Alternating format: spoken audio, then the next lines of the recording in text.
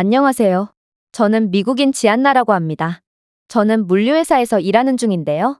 제가 맡은 일 특성상 저는 정말 바쁜 생활을 이어나가고 있고 가끔은 이른 새벽이나 밤에도 일하게 되는 경우가 있어서 피로감은 정말 말할 것도 없죠. 저는 이런 비규칙적인 업무 환경 때문에 많은 스트레스를 받았고 그럴 때마다 먹는 걸로 스트레스를 풀다 보니 살도 엄청나게 찌게 되었습니다. 저는 입사 이후에 여느 미국인들처럼 순식간에 비만이 되어버렸고 운동을 해야겠다는 생각은 하고 있었지만 바쁜 회사 생활을 핑계로 늘 미루기만 했는데요. 그렇게 살은 계속 찌고 건강은 점점 안 좋아지던 어느 날 저는 동료들과 진지한 이야기를 나누게 되었습니다. 저는 같은 회사에 다니고 있는 한국인과 일본인 동료와 굉장히 친한 사이를 유지하고 있는데요. 그들의 나라는 세계에서 가장 비만율이 낮기로 1, 2위를 다투고 있죠. 그래서 저는 이 한국인과 일본인 동료에게 도대체 한국과 일본의 비만율이 낮을 수 있던 비결이 뭐냐고 물어보았습니다.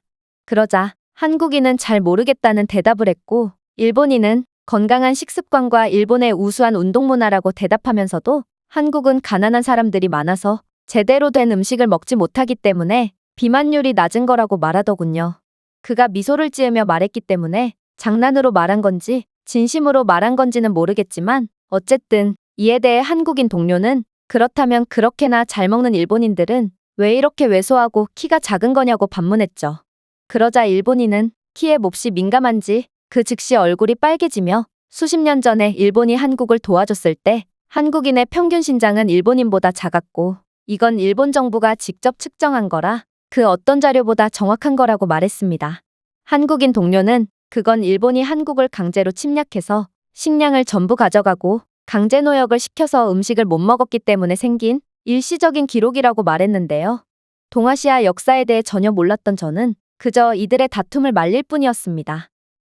아무리 제가 여자긴 해도 저보다 키가 머리 3개는 더 큰 한국인 동료와 키가 저보다도 작은 일본인 동료를 보고 있자면 키에 대한 부분에서는 일본인 동료의 주장의 신빙성이 떨어지는 게 사실이었지만 어쨌든 저는 일본인 동료가 말한 일본의 건강한 음식과 운동 문화에 흥미를 느꼈고 그대로 일본으로의 파견 프로젝트에 지원하며 제 주변 환경을 완전히 바꿔보기로 했습니다.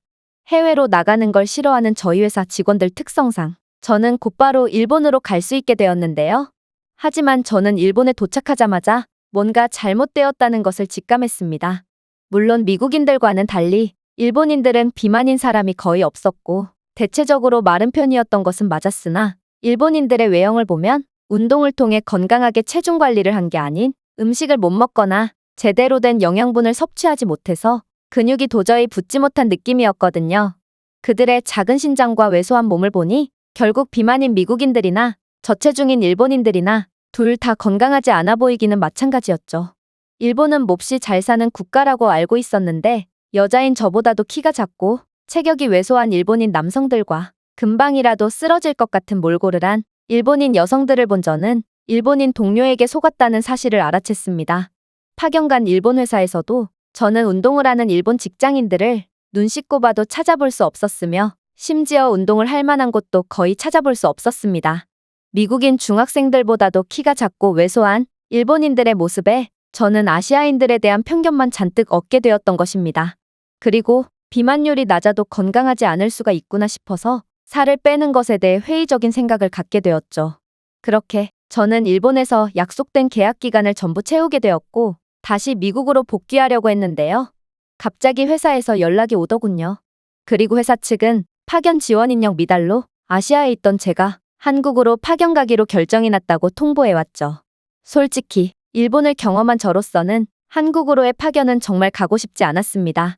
한국과 일본은 서로 인접한 나라이기 때문에 한국인도 일본인들과 비슷한 신체적 특성을 가졌을 거라 생각했고 일본인들을 본 뒤로 비만율은 그다지 큰 의미를 갖고 있지 않다는 것을 알게 되었거든요.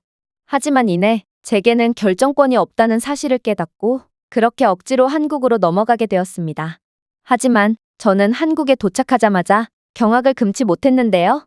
한국인들은 일본인들은커녕 거의 미국인들보다도 신장이 컸으며 왜소하기는커녕 아시아인임에도 서양인들과 비슷한 골격을 가지고 있었기 때문입니다.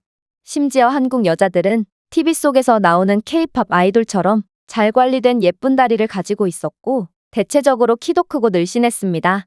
심지어 갓난아이를 업은 아기 엄마도 건강한 몸을 유지하고 있었죠. 그리고 한국인들은 운동도 꾸준하게 하는지 일본인들과는 달리 얼굴에는 생기가 가득해 보였습니다.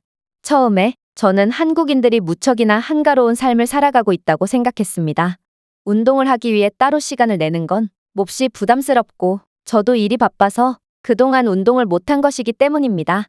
하지만 제가 새로 파견된 한국 회사에 처음 들어가게 되었을 때 저는 엄청난 충격을 받을 수밖에 없었는데요. 한국인들은 그 누구보다 열정적이고 바쁜 삶을 살아가고 있었기 때문입니다. 심지어 제가 어떠한 핑계도 댈 수 없게끔 한국인들은 교대 근무를 하는 바쁜 사람들마저 운동을 꾸준히 하고 있었는데요. 몇몇은 식사를 마치고 가벼운 달리기를 하며 건강을 유지하고 있었고 몇몇은 바쁜 와중에도 회사에 딸려있는 헬스장에서 운동을 하고 있었죠.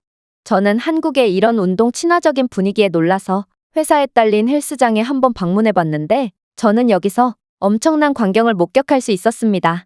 미국인들은 과시를 하려고 운동을 한다면 한국인들은 정말로 건강을 목적으로 운동을 하는 듯 보였거든요.